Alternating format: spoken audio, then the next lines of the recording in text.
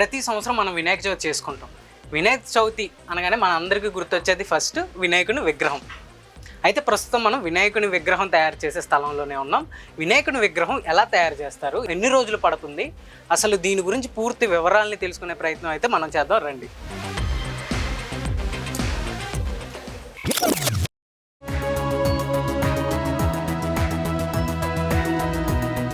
వినాయక చవితి వేళ విశాఖపట్నంలోని వినాయకుడి విగ్రహాల తయారీ సందడి మొదలైంది. పర్యావరణ పరిరక్షణ లక్ష్యంగా ఈసారి ప్లాస్టర్ ఆఫ్ ప్యారిస్ స్థానంలో సహసిద్ధమైన మట్టి విగ్రహాలకే ప్రాధాన్యత ఇస్తున్నారు. విశాఖలోని కంచరపాలెంలో ధర్మానగర్ విగ్రహాల తయారీ కేంద్రంలో విగ్రహాల తయారీ మరియు కొనుగోలు సందడి మొదలైంది.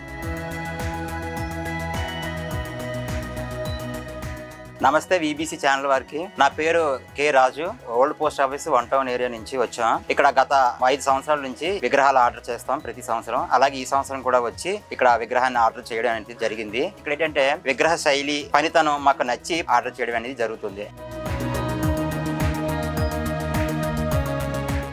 విగ్రహాల తయారీకి పశ్చిమ బెంగాల్లోని కోల్కతా నుంచి ప్రత్యేక కళాకారులు, ముడిసరుకు ఇక్కడికి చేరుకుంటాయి. పండుగకు 3 నెలల ముందే పని ప్రారంభమవుతుంది. మొదటి దుర్గాదేవి, తరువాత వినాయకుడి విగ్రహాలను రూపొందిస్తారు. పండుగకు సరిగ్గా 15 రోజుల ముందు మాత్రమే సహజ రంగులు అద్దుతారు. దీనివల్ల విగ్రహాలు సరికొత్తగా, ఆకర్షణీయంగా కనిపిస్తాయి. నా పేరు కళ్యాణి దేవరాజు. మొత్తం కలకత్తా వర్కర్సే. ఇక్కడ కాదు, సరుకులు మొత్తం మట్టి, మొత్తం కలకత్తా గంగా మట్టి. వినాయక చవితి 3 నెలల ముందు స్టార్ట్ చేస్తాం. దసరాకి 4 నెలలు, 15 రోజులు, 5 నెలలు అలా పడుతుంది. దసరా వరకు ఉంటాయి.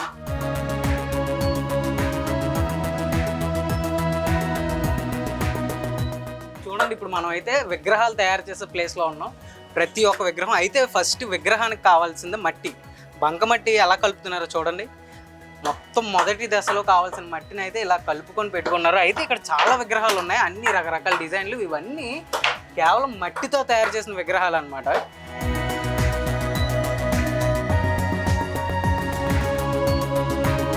మూడు బొర్రలు ఉంటది, కాకపోతే వెనకాల జ్వాల వచ్చినట్టు అనమాట. ఆ డిజైన్ జ్వాల వచ్చినట్టు అనమాట.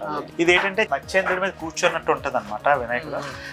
ఎందుకంటే ఏదైనా చేప అన్న నీటిలో ఉంటది, తామర పువ్వు అన్న నీటిలో ఉంటది అనమాట. అంటే వినాయకుడు చేప మీద కూర్చున్నట్టు వెనకాల తామర పువ్వు ఆర్చి పెట్టాం అనమాట. ఇది శివలింగం అండి. త్రిశూలం చుట్టూ పెద్ద త్రిశూలం వెనకాల శివలింగం ఉంటది.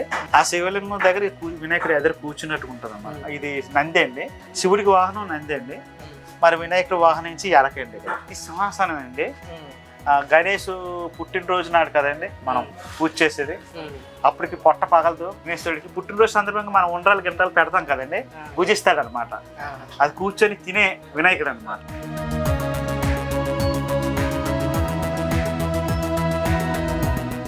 కొనుగోలుదారులు వినాయకుడి విగ్రహాలు తమకు నచ్చిన డిజైన్లను ముందే ఆర్డర్ ఇచ్చి చేయించుకోవడంతో పాటు ఇప్పటికే సిద్ధంగా ఉన్న విభిన్న రూపాల విగ్రహాల నుంచి తమకు నచ్చిన వాటిని ఎంపిక చేసుకుని కొనుగోలు చేస్తున్నారు. ఫస్ట్ ఏం చేస్తామంటే ఒక 80 బొమ్మ వరకు రెడీమేడ్ చేసుకుంటాం. పైన చిన్న బొమ్మలు ఒక 50 చేస్తాం, కింద ఒక పెద్ద బొమ్మలు ఒక 50 చేస్తాం.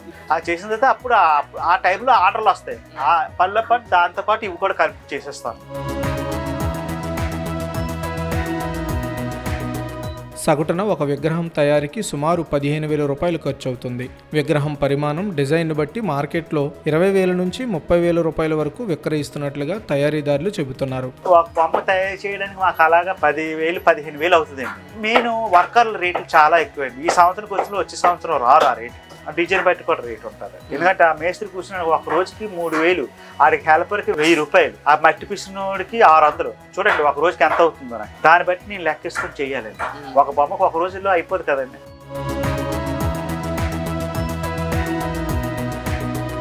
నిమజ్జనం వల్ల సముద్ర జీవజాలానికి నష్టం కలగకుండా ఉండేందుకు అధికారులు, నిర్వాహకులు పూర్తిగా మట్టి బొమ్మలకే మొగ్గు చూపుతున్నారు.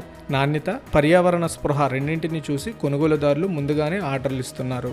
మొత్తం గంగమట్టి, ప్లాస్టర్ ప్యాడ్స్ మాత్రం, ఎనామిల్ పేడ్స్ మాత్రం ఏది వాడదు, కెమికల్స్ ఏది వాడదు. ఆ గ్రంథాల ప్రకారం అందులో ఎలా చేయమంటే అలాగే చేస్తాం. ప్లాస్టర్ ప్యాడ్స్ అసలు మొత్తం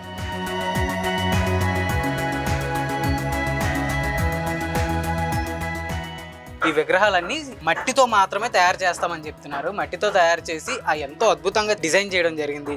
ఈ అద్భుతమైన డిజైన్ని అదేవిధంగా ఈ స్ట్రక్చర్స్ చూసుకుంటే ఎన్ని కోటింగ్స్ వేస్తారు, ఎన్ని కోటింగ్స్ వేసి ఎన్ని విధాలుగా దీన్ని డిజైన్ చేస్తారు అన్నది కూడా చెప్పడం జరిగింది. మొట్టమొదటి పూజ సంవత్సరంలో వినాయకుని పూజ చేస్తాం. అయితే ఆ వినాయకుని పూజ చేస్తున్నప్పుడు అన్నీ సక్రమంగా చూసుకొని మట్టి విగ్రహాలతోనే పూజ చేసుకొని ఆ విగ్రహాలని సముద్రంలో మనం అనిపినప్పుడు సముద్రం కూడా కలుషితం కాకుండా, ఇది ఒక రకంగా సముద్రంలో బతికే జీవులు ఉంటాయి, దానికి కూడా ఎలాంటి హాని కలగకుండా ఉంటుంది. కాబట్టి మన సముద్రాన్ని మనమే సురక్షితంగా ఉంచుకోవాలి. అదేవిధంగా చెరువులు అవని ఏదైనా కానీ ప్రతి ఒక్కరు వినాయక చవితి జరుపుకున్నప్పుడు మట్టి విగ్రహాలనే వాడండి. Video journalist Hemant Tarun, VBC ONE TV, Visakhapatnam నుంచి.